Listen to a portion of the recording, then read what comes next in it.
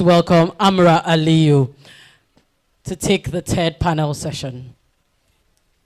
Please welcome her. Put your hands together. You have eaten, so you have energy. After refilling yourselves, you have rebooted enough energy.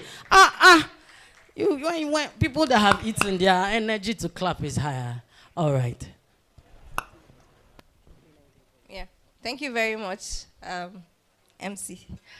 So before we dive into it, our panel. Okay. So we're going to be discussing women in agribusiness, breaking barriers and inspiring change in agribusiness. And before I call on my panelists, I think would begin by, or should we come up? Yeah, let's just come up so that, let's do it Miss Waneri style. So please permit me to welcome Precious Itolima once again. Miss Precious Itolima. Please, let's clap for her as she finds her way here. Dr. That was a blunder, sorry. I'm looking at the wrong thing. Okay. I have not eaten. Okay. Please permit me to welcome Miss Joy Ime Imang to join me on stage. Mrs. Josephine Roan Peters, please, ma. Our mentor of the year, our agribusiness mentor of the year. I think I'm in the middle. Yeah. Miss Matiki Emilia Monto. And of course, our mommy, Mrs. Bukola Waneri, the Secretary General of Nigeria Agribusiness Group. Okay, so Victor, if you're ready, we're ready for the video. So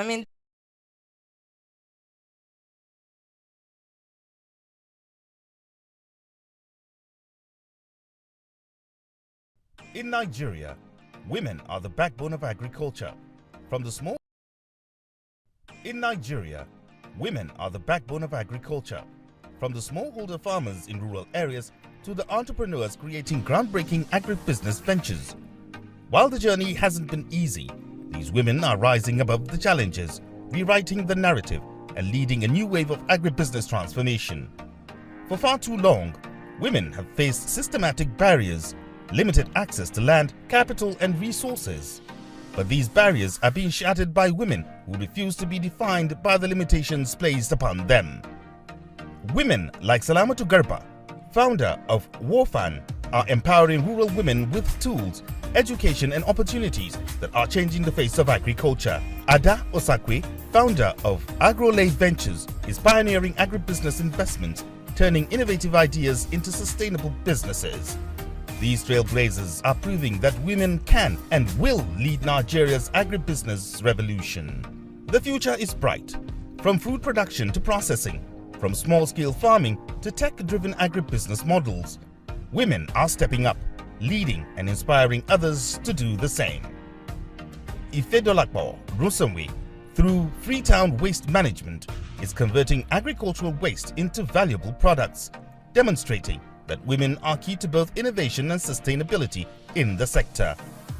Mariam Yunusa is another force, turning cassava into high-value products, creating jobs and lifting communities out of poverty. The opportunities are endless, and the time for change is now. With the right support, access to finance, technology, and training, women can be the driving force behind a thriving, resilient agricultural economy in Nigeria. From Kano to Lagos, and from the farms to the boardrooms, women are no longer bystanders. They are the future of agriculture, and their impact is unstoppable. To inspire a new generation of women and youth, we must foster an ecosystem that nurtures their talents and dreams. The women leading the way today are proof that agribusiness is not just about feeding nations, it's about empowering communities, transforming economies, and leaving a lasting legacy for future generations. Together, let's build an agribusiness sector where women and youth are at the forefront, creating sustainable growth, innovation, and prosperity. The future of agribusiness is female, it's youthful, and it's brimming with possibility.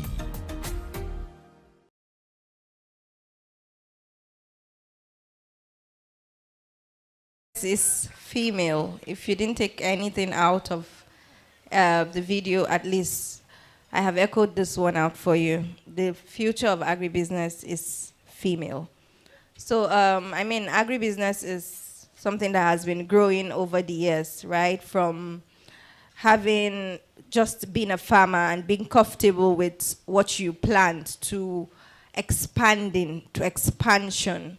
And when we talk about expansion, we mean this agribusiness not discriminating to say, okay, I'm fit for this particular agenda or I'm fit for that particular agenda. We're looking at how it is inclusive across board, and that is why we have these amazing women who are doing amazing things in their fields to come share their stories with us. And if you notice, even in the videos, we highlighted some women who are doing amazing in what they are doing. So, I'm going to be starting with some introductions. My name is Amra Aliyu. I am your Ekaite Bonanza. I am the Communications Officer for Nigeria Agribusiness Group. And I'm going to be starting, from my far left. Okay, thank you very much. Good evening, everyone. My name is Matiki Emilia Montu.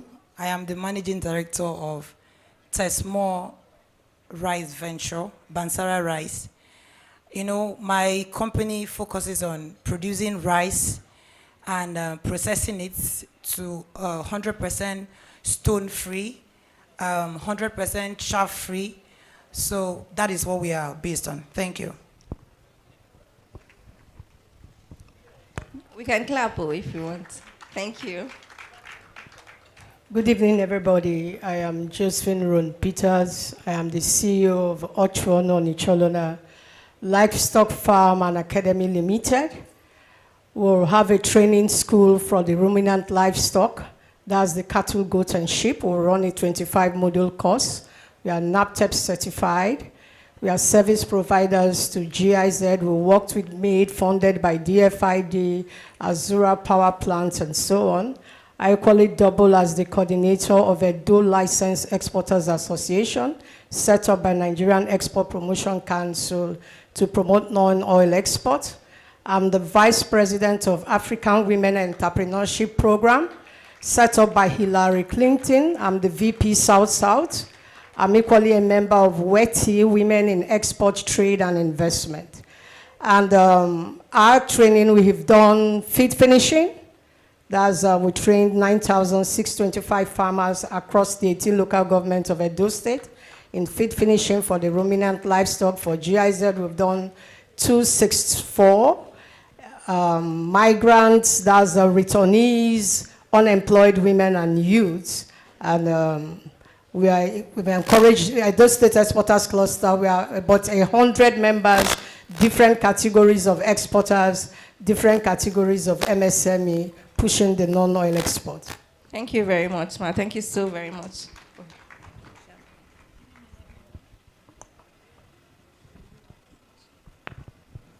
Good evening, everyone.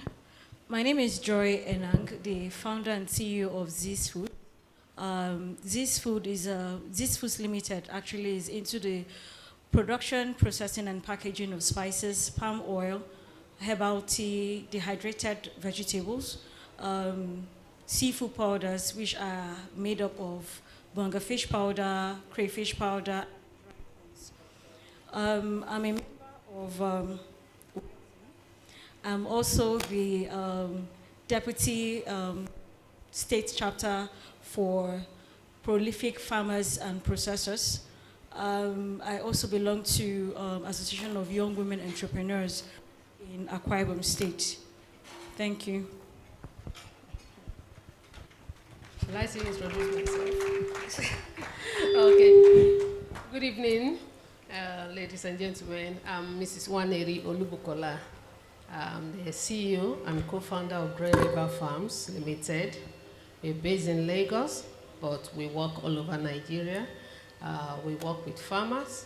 We take from the farms, and we work with companies, processing industries. We do agro supply, sometimes from the farm gates, sometimes from warehouses. And I'm also a livestock farmer, a poultry farmer, and we do consulting as well. And we also help with startups. We do training, we consult with farm startups and agro-commodity training as well. And I'm also a member of the Executive Council of NABG and the current Secretary General of NABG. Thank you. Thank you very much. Please, I think we deserve a resounding round of applause. You can hear that our portfolios are not just, So I'm going to start with you, Z's Foods. I am particularly interested, the Z's Food has made quite a name for itself in the food sector, and I am particularly interested in your journey, how you started, whether, specific challenges you faced because you were a woman. I'd like you to, put us up on that. There are a lot of young women in here, and we want to learn from your experience to see how we can, get a smoother path for ourselves. Okay, thank you once again. First of all, I would say, okay, let me introduce myself this way. I love good food. And a spoon of any meal in my mouth, I will dissect what is there, what is missing, and what could make it better. That is how good I am. So, from a culinary background from my dad, he taught me how to cook. And then having to go into the university, schooling in another state, and then I had to, because I love cooking, so I have to buy certain food stuff back to school. But with that, it exposed me to the different ways and method people do prepare gari. Let me use gari for example. The way gari is prepared in the east is different from how it is prepared in the south, Akwa Ibom State, to be precise, compared to that of Port Harcourt. So with that, I ensured, no matter what, I'm leaving from here, Akwa Ibom, to Anambra to school, I must carry gari, I must carry palm oil, and I must carry pepper. Why? Because I don't want to eat rubbish. That was my first exposure. So I'm actually a graduate of medical laboratory science. So I came back home after school and all of that. Then another thing was that I had already made up my mind. I was going to be an employer of labor. I didn't want to work under anybody. I knew I was meant to employ people and help them, just do something. I'm a blessing to my world. So when I came back home, I started with selling of gari. And that's how, in bags, I was just, selling. And then I got this, this look of, you don't have job now. That's why you're selling the gari.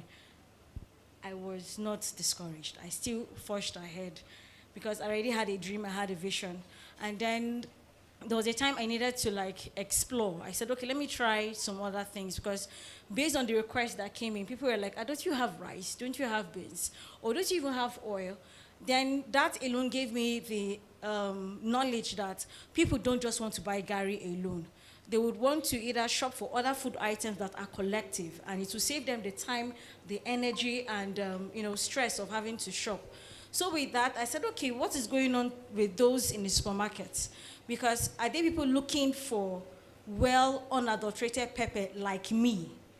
I said, I used one of the popular supermarkets here in Uyo, and that was my, how will I put it, that was the whole rocket thing for me because I put red chili pepper, Cameroon pepper in a bottle and put it on the shelf. Surprisingly, they bought it. Why am I saying surprisingly? Akwa Ibom people love to shop by themselves. they prefer to go to the open market to go and buy. So I wasn't expecting them to buy pepper in a container. And surprisingly, the major pepper they went for was a Cameroon pepper. Why? Because it wasn't mixed. When I noticed that, I had to now do my own survey in the market and watch what the traders were doing.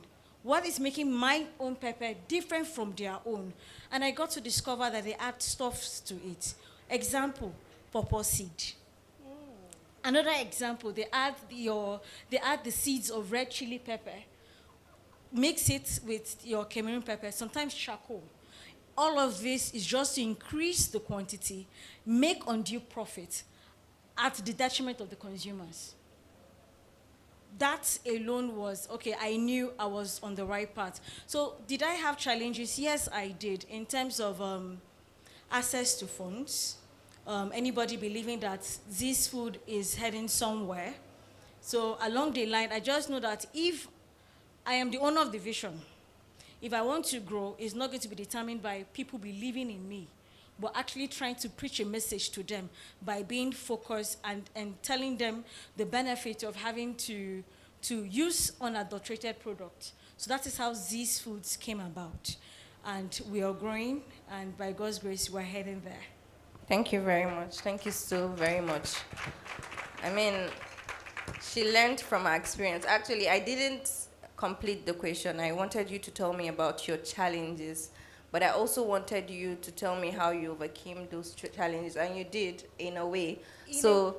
In a way, another challenge was, or it's still a challenge actually, because I really like the fact that we're having this forum here, and I would love the fact that if our farmers here can save me and other food processors having to ship items from the north. Mr. Antia is doing a great job, but he has not satisfied me. Why? Because he has not served me the peppers I need, but he's doing very well. Because I have, sorry, I didn't tell you. This food actually has 9 products that are NAFDAC certified. We are registered with the Nigerian Export Promotion Council. We'll come back. Sorry, we'll come back. Okay, so I mean, I'm trying to say that is a major challenge for us, buying food items from the north, because it's expensive at the end of the day when we process it. And then also if we can have, I'm still preaching the gospel among the food processors, trying to make them understand that we need to work as a cluster. We don't all have the funds to get the necessary machines that are there, and most of them don't know how to process. Okay. So there's a need for them to come and learn. Some are still feeling too proud. Okay. Yes, so that is actually, I'm speaking in general now, because I personally, I had to go and learn. No, I became a baby. I might look too big, but please, I'm a baby as far as I want to learn how to process these things. What is it that is required? The machines, as in what is it that the markets need, not just for Uyo, not just for the South, not just for Nigeria, but outside the market. Thank you very much. So, you know, when it comes to learning, one thing I believe I've learned over the years is no one is too big or too small to learn. You can learn from your daughter, you can learn from your granddaughter, and both ways. So, same question. I really want us to, you know, take you back to when you started. And I want to go to Mrs. Bukola right now, because, I mean, she has done so much over the years, and I want to take her back to the years she started. And for everyone in the panel, I mean, I want to take you back to when you started. I want to know the challenges you faced and what kept you motivated as a woman now. I mean, she mentioned finance, so if you had finance, let's skip finance so that we can have more points, you know, to talk about. So yeah, Mrs. Bukola, please. Okay, I won't talk about finance because coming from a privileged angle, I won't talk about that. Where I started from, I was a trained administrator, but along the way, I saw the gap in the agricultural value chain, and I don't want to go through the stress of farming, but what can I do to put food on the table? And I started ruminating. I actually went for fish pond training, catfish training. I came back, I said, no, that will not fulfill me. I want something that will keep me very, very busy. So I resigned from my work, 9 to 5. I said, no more 9 to 5 for me. It's too stressful. You drive 2 hours to get to the office, 3 hours to come back every day. I said, no. So I went into poultry.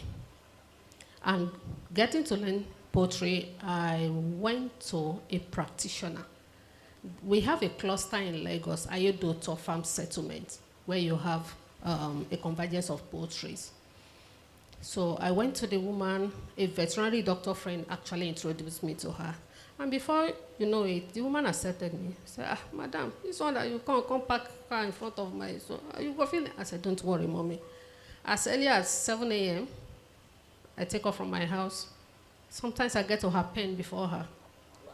I open her pen, I sweep. Wow. I bring out all the feeders. I was lucky enough to meet DOCs that she just brought in the previous week. So I learned from that. She had about 500 DOCs. I said, no problem. I will sweep, wash the drinkers, wash the feeders. This woman will be amazing. She'll be looking at me. At some point, my houseboy was going with me. Said, that thing you are learning, ma, we are going to learn together. I said, let's go. All along, I was doing that. I already purchased my farm, but she didn't know. So when I was done learning from her, I spent about 6 months with her. By 2 o'clock, I would close back home to my other businesses. So when I was getting my first batch of DOC, I said, Mommy, you are going to buy them. I gave her money. She brought 3,000 birds, layers, you know. When she got to the farm and saw the level of preparation, she was amazed. She said, that means you are not going to be an absentee farmer. That is one point for people who want to go into any business in the agri sector. You must be focused. Be sure of what you want. Otherwise, it's going to be a total failure.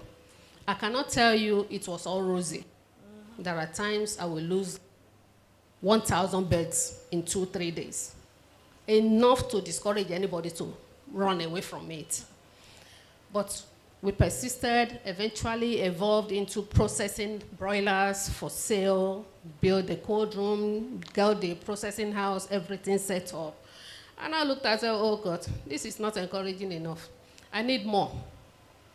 Why are people bringing food and the food is getting rotten before it gets to the market? Before you know what was happening, through my mentor, I went into commodity trading. I started entering any and every farm in the north. If we have taken tomatoes, maybe 2 trucks, 3 trucks, all the way from the north down south, sometimes you find me in the farms. With the farmers harvesting tomatoes by 2 a.m. We have to aggregate, we have to do sorting. I had to go through a lot of training with them. Look, this is the level how you sort tomatoes. This is the level of your plucking, of harvesting. We have different stages of harvesting, which they do not know. But we're lucky enough, we work with some NGOs in the north, like TechnoServe and all that, James 4 program, who helped us to train the farmers on how to handle agricultural produces. From there, we went into rice, we gave contracts out, but it's not been easy because you are servicing clients who have different tastes, who have different demands. At some point, they look at me and like, you are a woman. How does your husband allow you to just take off for several days? And you are in an unknown territory. I said, well, I married a restless man as well, so 1 + 1 is 2. You know, so in fact, there's a lot to say, but when I see women in agribusiness, it excites me, and I am always happy to help, and that was took me into consulting. Sometimes I consult for free. Whatever you want, as long as you are focused, you can have my time. Thank you so very much. Thank you. Wow. I mean, the last time we had this session, you talked about an experience where someone was looking down on you in your own farm and was like, where's the boss? Where's the Oga? And you, the Oga, was standing right there. I really, really, enjoyed that story. And I know that a lot of us women face that kind of thing where people look at you and feel like size you up and feel like, no, you can't be the owner. Maybe somebody else, maybe a man is behind who owns it, but not you. So, Mrs. Josephine, wow, you wear so many hats, and I want to understand how you got to where you got to. Did you start? How did you start? Did you start? Was it a passion? Did you find it along the way? Like, how was it like? Okay, thank you very much. My starting with the ruminants was, there was a situation. The circumstances I found myself defined my entry in the ruminant livestock industry. I got kidnapped in 2016. 24th July 2016 to be precise. I was coming back. I joined Nigerian Export Promotion Council to set up Benue State Exporters Cluster. So I was coming back driving through Kogi at Ajakuta, and that kidnapping incident happened. So when it happened, I was in the bush, and some Fulani boys, but one of them had a Edo accent. And when they were negotiating, they could feel that I could pick some of the Hausa they were speaking, because I went to school in Yola. So they now changed to Fulatanchi. Then after a while, they changed to the click sound that they used to control the cattle. So while I sat there in the bush, I got fascinated by what they were doing. And I said, within my mind, I'm going to do this business with you. If other Nigerians go through kidnapping and run, me, I will use my own to tell a different story. So within my mind, I said, God, you're going to bring me out, because actually God woke me up 12 o'clock to pray that I should do 1 hour prayer so that I don't get killed, which I did. So I believe God wanted me to see something. So I said, we will all do this business together. And I said, if you, other Nigerians, they can be traumatic, but this one you've carried Exhibit A. This woman, you carried this Exhibit A. We will talk about this kidnapping story. So that's how I left the bush. And when I came out, I met MAID, which is funded by DFID. Normally, most of these international donors will tell you what they want to do for your community. So when we had several meetings with them as the coordinator of the cluster, and they told me this, I said, no, that's not what I want to do. I passed through an experience. I told my God, I'm going to change the narrative in this industry in Nigeria, because I felt pity for Nigerians that day, because I couldn't place where those guys were coming from. I knew that some of them had Chadian looks and all that. And that was when I knew that Boko Haram had spread.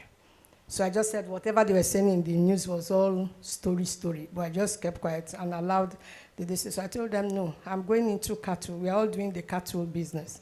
So that was when they brought feed finishing and gave me a pamphlet to read feed finishing. So I started. Along the line, some of my members that joined me, when I came for a meeting, I told them this is what I want to do.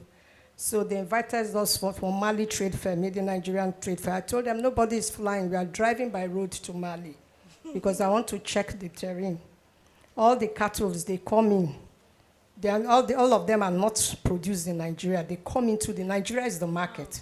Wow. They come in here, and during the rainy season, they go back, because I checked from Niger State to Ilela in Sokoto. I drove that terrain and just check. At times, I asked the driver, stop the car, sit on the bonnet, and I'll be looking at them going. So I came back and said no. So we all drove Lagos, Mali. 4 days on the road, 247, sitting in the car. I got to Bamako. When I got to Bamako, I became sick. So after I got well, I came back to Nigeria. In Burkina Faso, I checked what they were doing. That was when I saw that they used the maize, the back of the maize, to feed their cattle. So I said, okay, I came back to Nigeria. So I told my members when I met MAID, we are going to do feed finishing. Some joined. Along the line, they told me cattle, goats, and sheep cannot put food on their table. I said, well, you are not smart enough. If that was the case, all those people you see in Kara, they won't sit down there. Mm-hmm. So I said, there's something inside this cattle, goat, and sheep. So I continued. I got one of the ministries in Edo. I traveled the 18 local governments of Edo State and Northern Delta, did feed finishing. Then GIZ came on board. I said, we are continuing. But along the line, as I was on the field, I was noticing the challenges. It's not just the manual you're giving me. It's totally different from practicality on the field. I got to know about the different breeds of the animals. I got to know the animals that will survive in the north, and the veterinary doctors will tell you that they can, like the balami from northeast. They told me it cannot survive. I have balami on my farm since 2019, and they are still alive. I was able to manage them. So I got to understudy all those different. But then I went to Zaria. I went to Napri. I went to any ROLS. I invited some professors to be on board with me. Then I now set up the academy because noticing was on the field from one course. That's how we kept increasing the courses until it became 25. And we got NAPTEP certified. We have a demo farm. Then we now enter processing of byproducts. So we have people using the skin of the animals to produce glue, bone meal, blood meal, making buttons from the bones. Even your ceramic plates you buy is from the bones and all that. Then the manure, we show you how to dry it up that you can use on the farm. So I think all those, there have been challenges. You lose animals, you burn your fingers, but we are persistent and we are still on the field and still pushing. Wow. Wow. Thank you very much, Ma. That's a lot.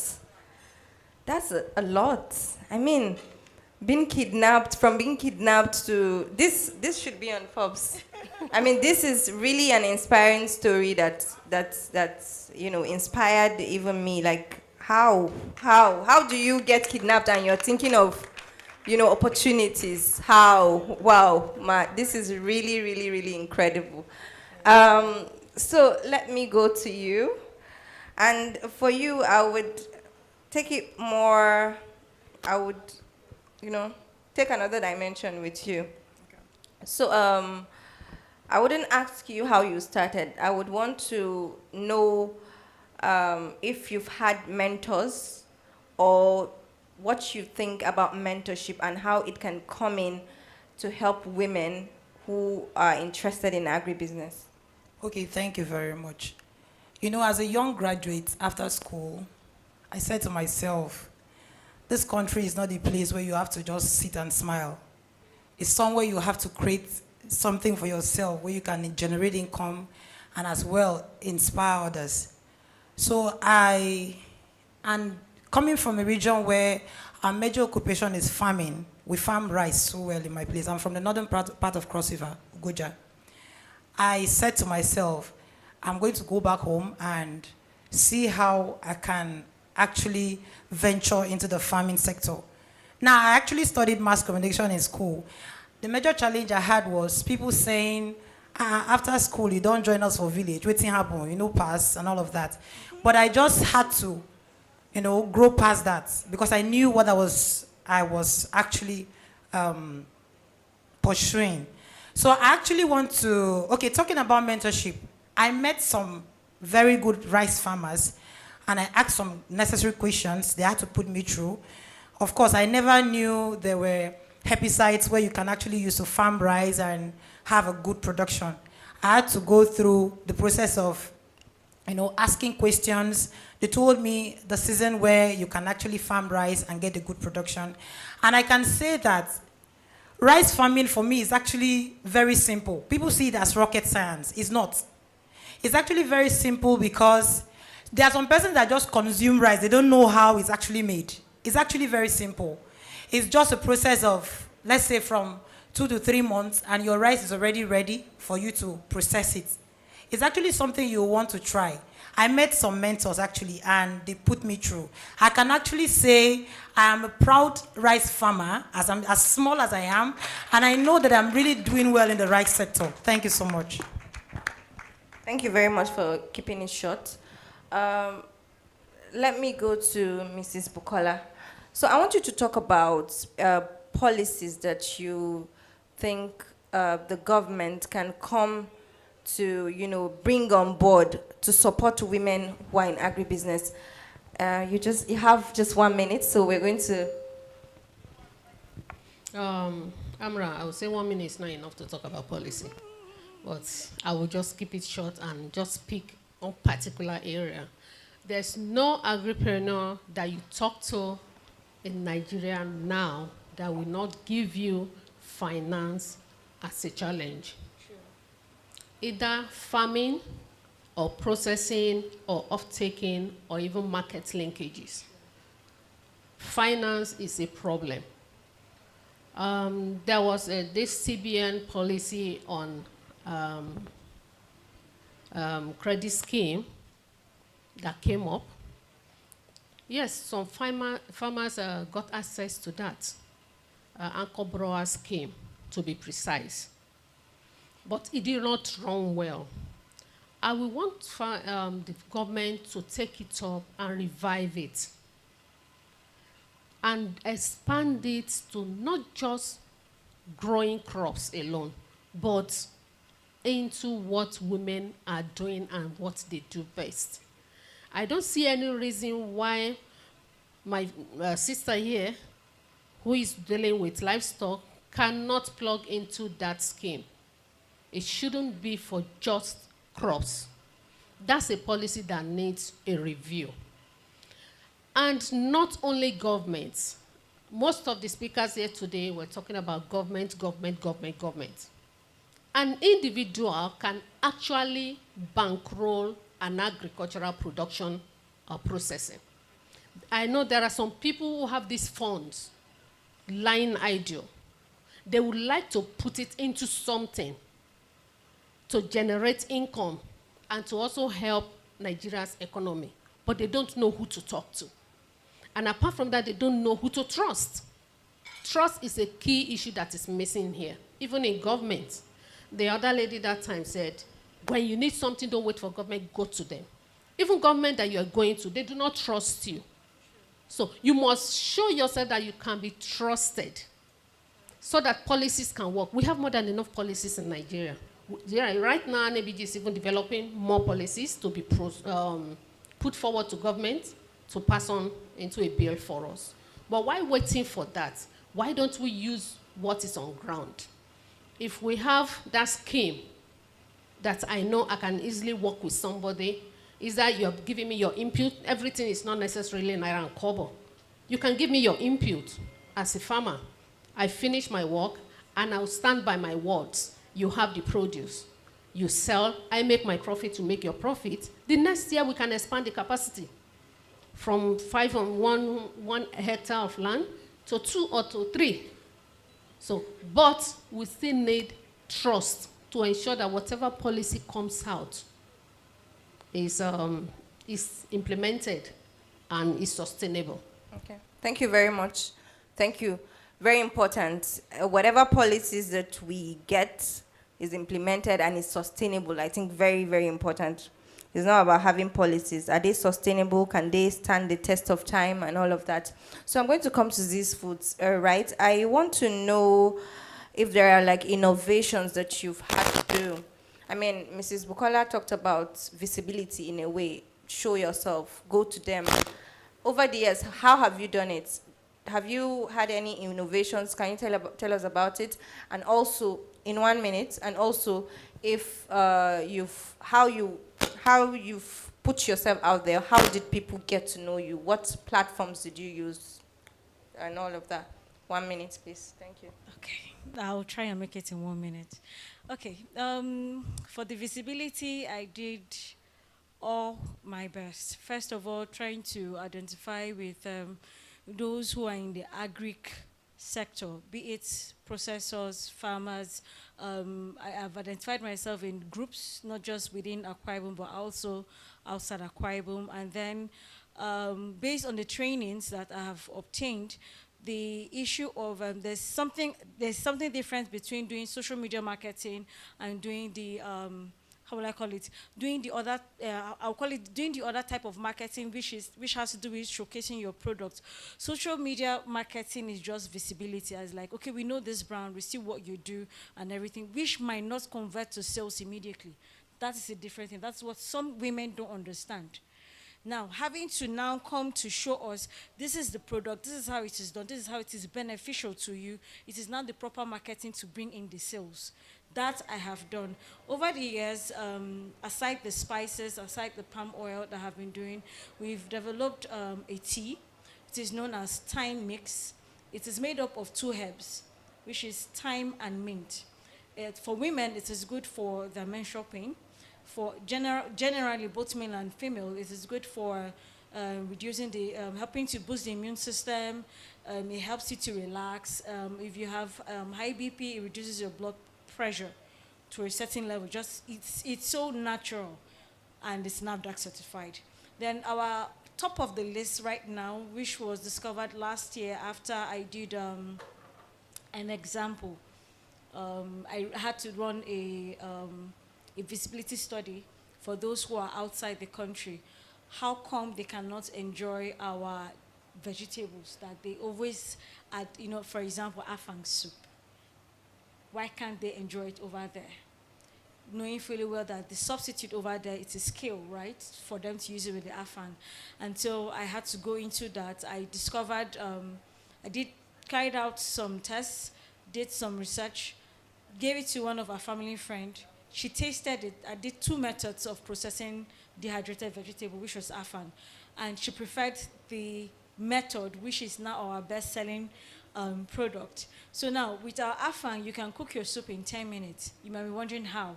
All you need is just your stock, be it whatever protein you want to use in preparing your soup, is already there in your pot. And then you have water leaf, you have your crayfish, and then you have your dehydrated ground afang, and all you need is just warm water to make it moist, like a paste, natural form, and then you add it and your soup is ready.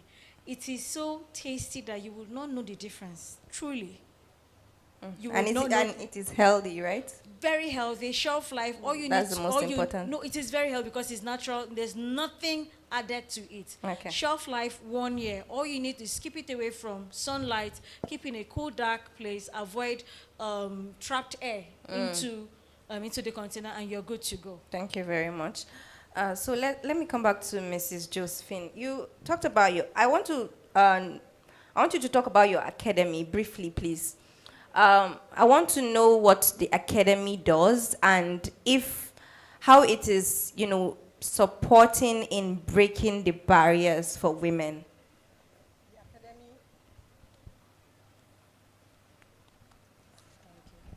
The academy does training. I told you 25 module course. You have women coming up with GIZ. They do the profiling for returnees, people that they send back from abroad. So you have different categories of persons coming for training. Mainly women? Mainly women. Oh, wow. We do the training, and they empower you. They give you the animals to start your own farm. And we, on our own, we don't just stop with GIZ. If we see any opportunities, we have a relationship with our trainees that will carry you along and make sure you're part of that opportunity, like the Ministry of Livestock that they've just set up.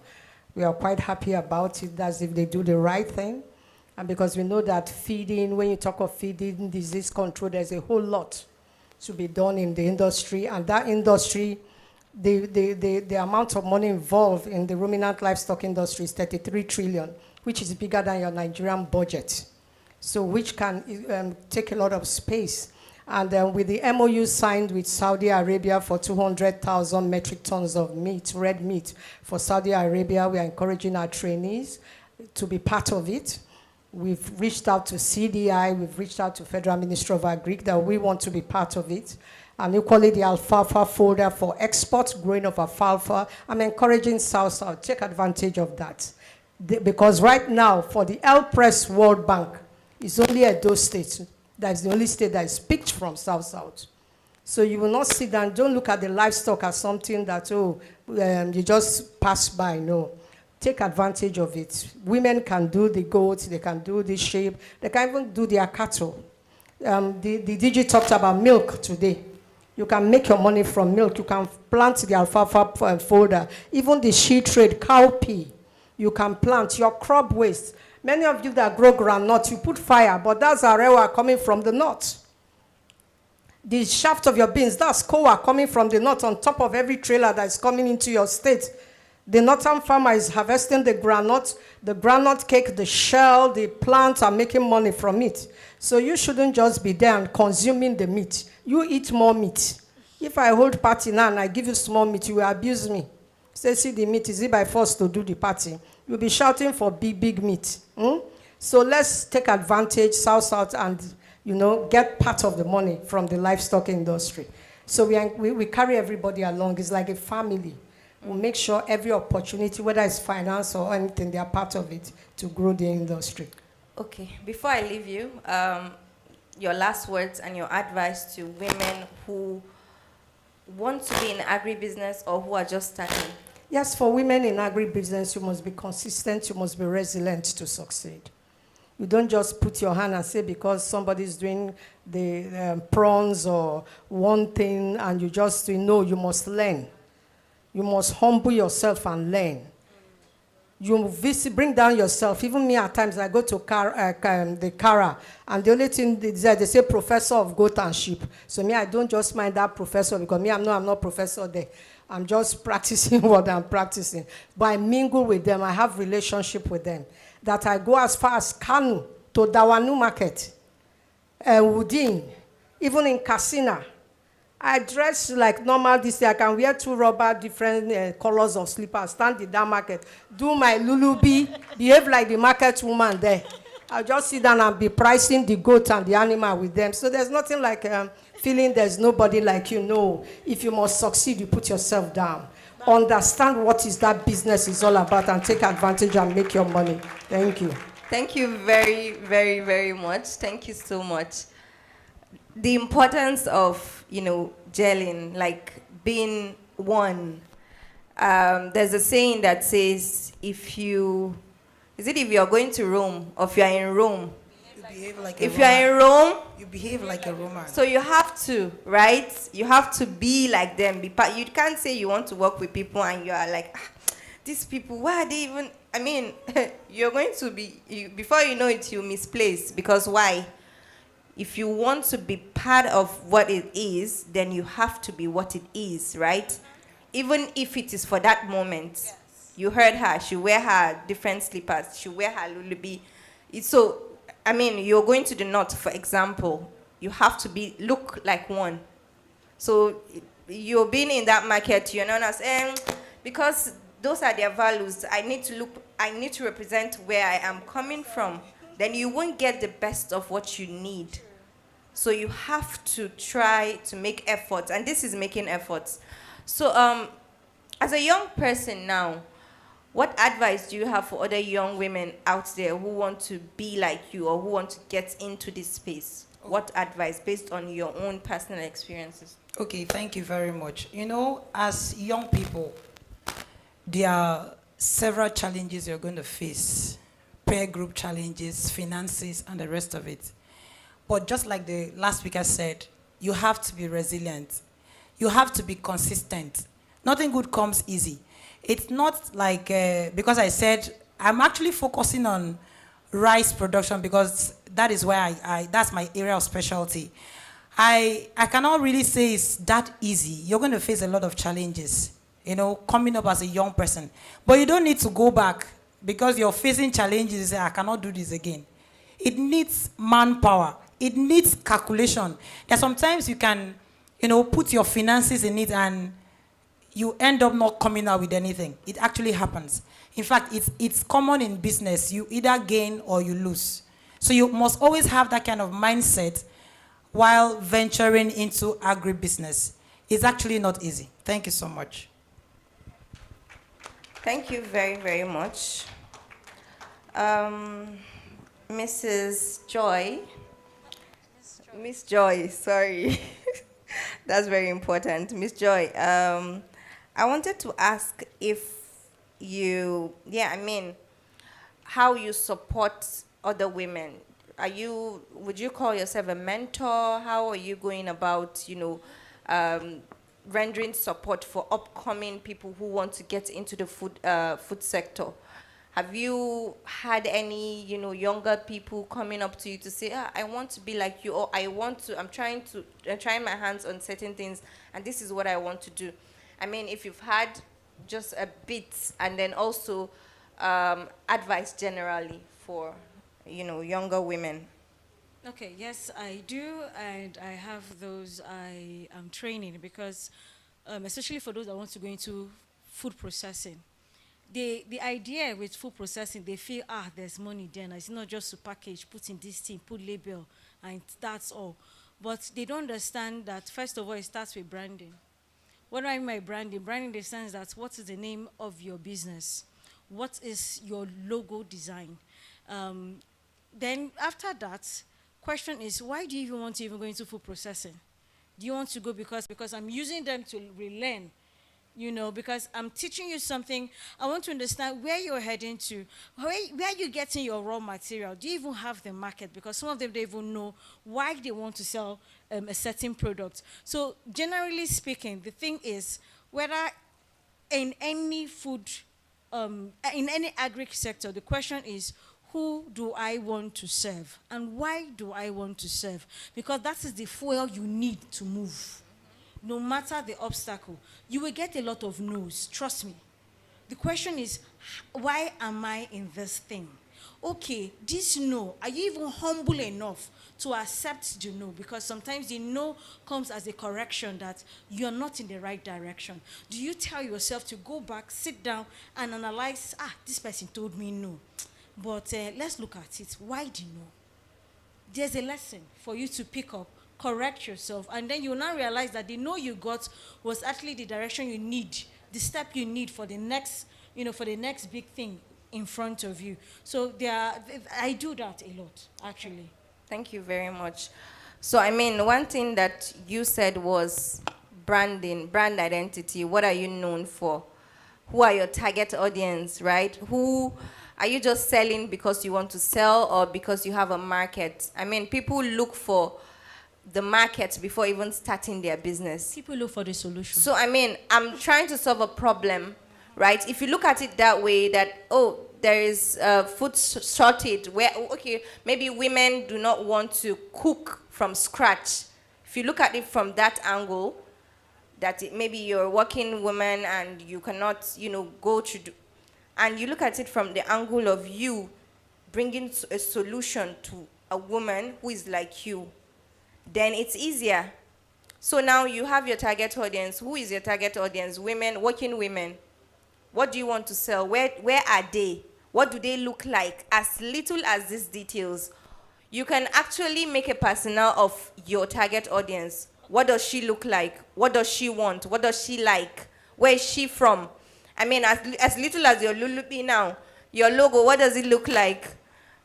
You were trying to sell to a northerner, or you're trying to sell to a particular person, and you put I don't want to call any logo but you put certain colors or certain logos that might not be appealing to those people, and they look at it and they're like, no, this is not for me.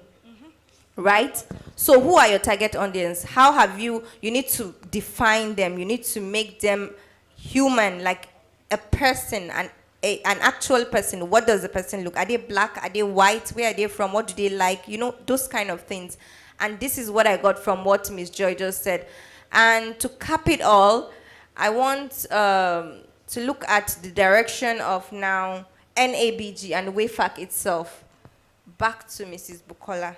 Right, I want you to tell us this is a wrap-up, so your vision for the future of agribusiness for women first, and how events like this Wayfarc, how can NABG also, come in to support this vision to ensure that women do not just enter agribusiness. It's one thing to enter agribusiness, and it's another thing to thrive in it. So how can events like this Wayfarc bring us that vision, bring that vision to life? How can organizations like Nigeria Agribusiness make women not just come into agribusiness, but thrive within it, make money, succeed, like you all here on the panel? So yes. Okay, thank you. Wearing so many caps. Yeah. Wayfarc is actually targeted at women and the youth. So it's left for you where to put yourself, where to determine where you belong to. But NABG has made it, or has taken the burden upon itself to see that women who are in agri they not only succeed, but they have consistency. And to have consistency that will lead you into success at the end of the day, either locally or internationally. Because some people believe that until they go global, they've not succeeded. My business has not gone global, it's still in Nigeria here. Because the market is here. Why do you think all the white people and the Chinese people, all of them are coming to Nigeria? Are they mad? They know that the market is here. Nigeria is like a virgin territory. So there's a lot that can be done, and that's what we are propagating at NABG, that look, Mr. A has a farmland, but he's not using it. Mr. B has a tractor that he can put on hire. Mr. D has seeds, improved seeds. Mr. E has a fertilizer. This one has a market, but nothing to sell. So it's like a marriage of several bedfellows. Put everybody together. What do you need? We should stop working in silos. That's why we are not moving. We take one step forward and 2 steps backwards. But if we reach out and know what the demand of this person is, what that person is. Until last 2 weeks ago, when we had the first Wayfarc edition in Lagos, I never knew that Friesland Campina actually work more with women and youth. I just thought, oh, they are working with the Fulani guys or the cattle settlement. They are getting their fresh milk. But from interactions and their presentation, they are actually encouraging women like Madame. If you have 1 cow, how can we crossbreed your cow so that you have, the cow will be of a better yield? Instead of having 1 or 2 liters of milk, now a cow produces up to 5-7 liters of milk per day. So imagine you are having 10 cows. That's times 10. You're having 70 liters of milk every day. They don't go on holiday. Just feed them well and give them enough water. Every day is like a poultry. They must lay egg, either you like it or not. The milk will be produced. So just think about that. When I had that, I've already put my own plans in motion. I'm going into cattle rearing. My cattle doesn't need to be on the road. That's what's causing Fulani herdsmen and farmers issues. No. Create a ranch. You can create a ranch in your backyard, even with your goats. So there's a lot to be done. And NABG is spearheading that. And please, don't think that after this workshop tomorrow or after this seminar tomorrow, you all are just going to walk away. We are not going to allow you to walk away, because this is a work in progress. We will talk with you. After this event, we continue to engage you. I can tell you, the Lagos people we engaged 2 weeks ago, their platform is very, very busy. It's been on fire since. And they have been calling and calling. They want to know what is the next step. But individually, they are already connecting with each other. A is connecting with B. They are already doing business. And that is the joy. So that at the end of the day, we'll be able to say, this is what we have done with each of the regions. And we eventually will bring all the regions together and see what we can do on a national scale. Nasima was talking about having some issues the other time.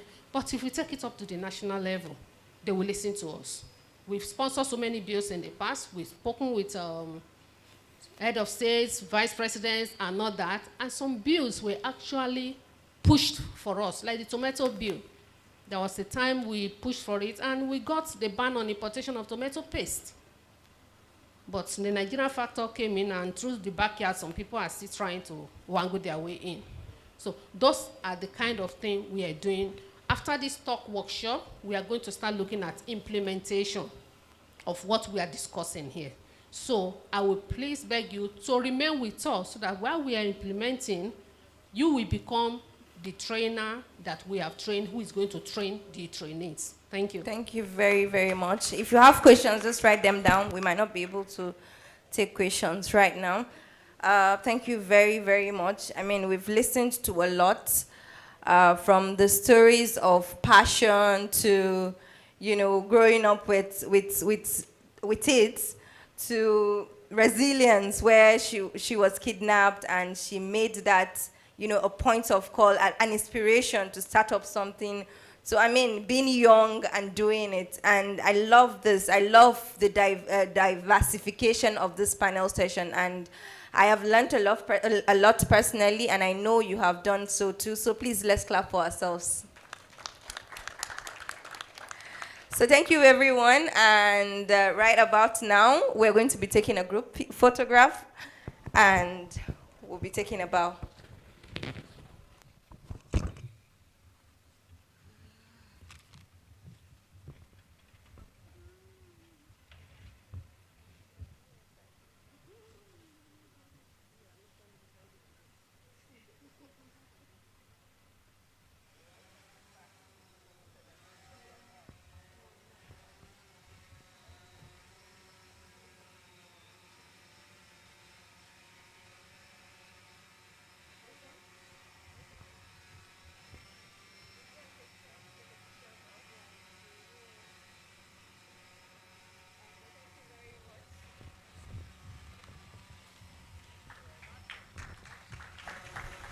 Please keep clapping for them. Thank you so much.